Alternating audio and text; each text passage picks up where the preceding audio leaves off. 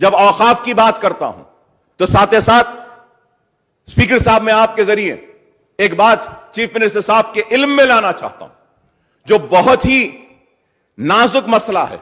اس کے اوپر بھی فیصلہ لینا ضروری ہے اور وہ مسئلہ یہ ہے کہ پرانا شہر اور نئے شہر کے بہت سارے سلمز جو ہیں, سلمز جو گورنمنٹ سرپلس لینڈ تھا لیکن گورنمنٹ پوزیشن نہیں لی اور بیچنے والوں نے بیچ دیا, لینے والے غریبوں نے اس کو خرید لیا, رجسٹری نہیں ہوئی, نوٹرائز ڈاکیومنٹ پہ لے لیا.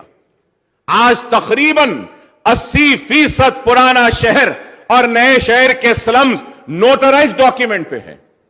تو ہم سوال میرا آپ کے ذریعے چیف منسٹر صاحب سے یہ ہے کہ ہم اس بل میں کیا کوئی پروویژن دے رہے ہیں جس کے ذریعے کہ ہم نوٹرائز ڈاکیومنٹس کو رجسٹرڈ ڈاکیومنٹس کی طرح ٹریٹ کریں گے؟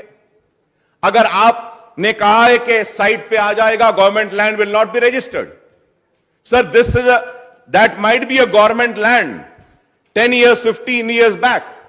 Now that land is not open, that not is encroachment free, that land has been encroached, and I would say not by the land grabber, sir, that land has been encroached and bought by giving their life earned saving monies by the poorest of the poor people.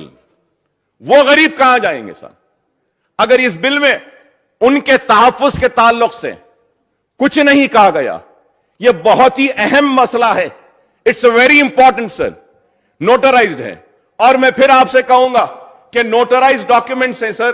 At the same time the important thing which we need to understand is that کہ sir ہمارے پرانے شہر میں یا G H M C کے limits میں 22 لاکھ گھر ہیں اور 15 لاکھ گھر ایسے ہوں گے صاحب کہ میں کہوں گا جن کے پاس 15 سے بڑھ کر نہ ان کے پاس رجسٹریشن کا ڈاکیومنٹ ہے, نہ ان کے پاس بلڈنگ کا پرمیشن ہے, لیکن برسوں سے رہ رہے ہیں.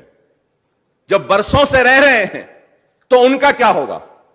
میں بار بار آندھرا پردیش اسمبلی میں بھی یہ مطالبہ کرتا رہا کہ عوام معصوم ہے, وہ معصومیت میں لے لی, بیچنے والے بیچ گئے, پیسے کمانے والے کما لیے, گورنمنٹ کی زمین بیچ دی, وہ تو بیچ کر جیب بھر کر پیسہ لے کر چلے گئے اور وہاں پہ رہ گیا تو وہ غریب جو اپنی زندگی بھر کی محنت اور پونجی سے بنائی گئی اور گھر کو وہاں پر لے کر وہ رہ گیا.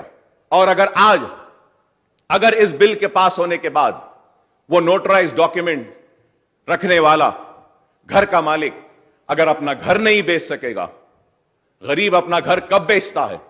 جب بیٹی جوان ہوتی ہے یا بچہ جوان ہوتا ہے, بیٹی کی شادی کا وقت آتا ہے یا بچے کی پڑھائی کا وقت آتا ہے تو اس وقت بیچتا ہے.